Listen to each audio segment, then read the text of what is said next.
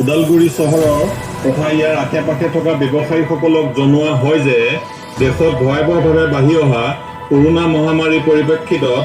অসম চৰকাৰে ঘোষণা কৰা অনুসৰি বিয়লি 6 বজাৰ লগে লগে সকলো ধৰণৰ ব্যৱসায়িক প্ৰতিষ্ঠান, দৈনিক বজাৰ, মল আদি বন্ধ ৰাখিবৰ বাবে ওদালগুৰি আৰক্ষী প্ৰশাসন ফালৰ পৰা জনোৱা হয়। ওদালগুৰি চহৰৰ তথা ইয়াৰ আশে পাশে থকা ব্যৱসায়ীসকলক জনোৱা হয় যে দেশত ভয়াৱহভাৱে বাঢ়ি অহা কৰোনা মহামাৰীৰ পৰিপ্ৰেক্ষিতত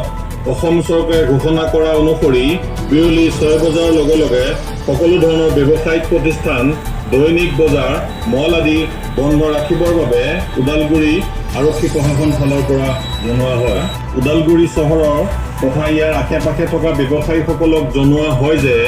দেশত ভয়াৱহভাৱে বাঢ়ি অহা কৰোনা মহামাৰীৰ পৰিপ্ৰেক্ষিতত